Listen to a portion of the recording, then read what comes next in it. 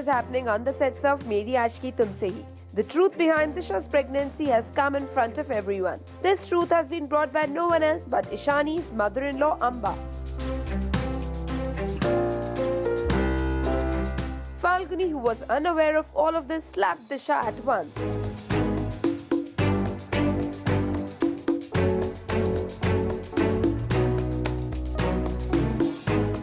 Oh my god, such big problems in the house, and look at Ranveer and Disha who are in full masti mood. क्योंकि मेरा carat dam attitude है फिलहाल।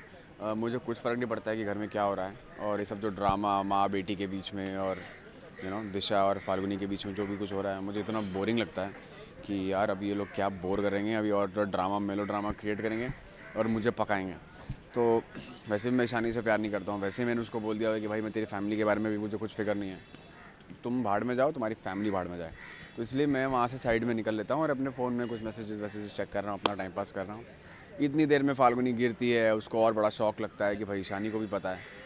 मैं बोलता हूँ और मेलो ड्रामा और पका रहे हैं लोग मुझे, फिर मैं वहाँ से निकल ही जाता हूँ। फिर ऋषि आता है तो मैं बोलता हूँ भैया ऋषि को मैंने ही बुलाया, क्योंकि मुझे पता है कि ये बहुत ही कमीना, धोखेबाज और खुदगर्ज और लिच्चड़ किस्म का इंसान है, पर फिर भी ये आज के दिन बहुत ही काम का बंदा है। और मैंने इसको बोला था कि दिशा की ज़िंदगी बर्बाद करे और उसकी वाट लगाए अच्छी तरीके से। तो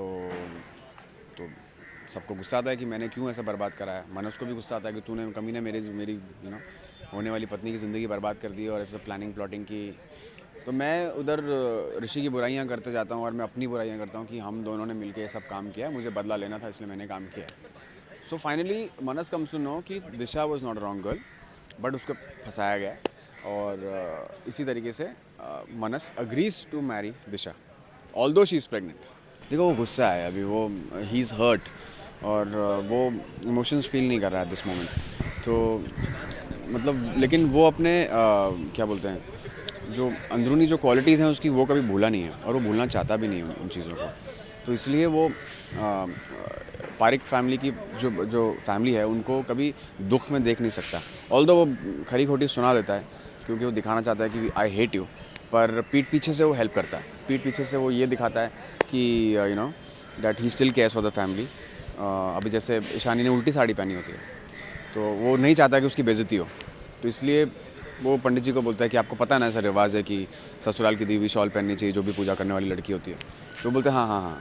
तो फिर मैं उसको शॉल पहना देता हूँ ताकि जो उसने वो जो गूफ अप किया है उल्टी साड़ी पहनने का वो किसी को पता ना लगे। तो this is a care which Ishani comes to know कि he still cares for me, और वो जानबूझ के उल्टी साड़ी पहनती है वो देखने के लिए कि रणवीर कुछ इस पर एक्शन लेता है या नहीं। सो इन छोटी छोटी चीज़ों से उसको पता लगता है कि रणवीर स्टिल लव्स हर। अभी क्या है कि जैसे पहले ईशानी गुस्सा रहती थी शादी के बाद और मैं उसको मनाया करता था, उसके साथ जोक्स प्ले करता था और मस्ती वस्ती करता था। So now it's a role reversal, now she will do all those things for me, और मैं गुस्से में रहूँगा, मैं एटीट्यूड में रहूँगा और वो मुझे मनाती रहेगी। और ऐसे फ़नी सीन्स हमारे बीच में और रोमांटिक सीन्स आएंगे, इंटीमेट सीन्स आएंगे बहुत सारे। We shot a very hot scene yesterday where she is trying to seduce me. हाँ, और मैं उसको धक्का मार मार के हटा रहा हूँ अपने पास से, वो भी बहुत अच्छा सीन है। Now what will happen next? What will Falguni do now? To know all of this, keep watching indiaforums.com.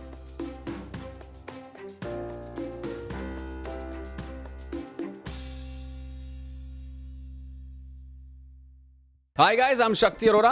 You're watching me on India Forums, and please subscribe to What's Up TV.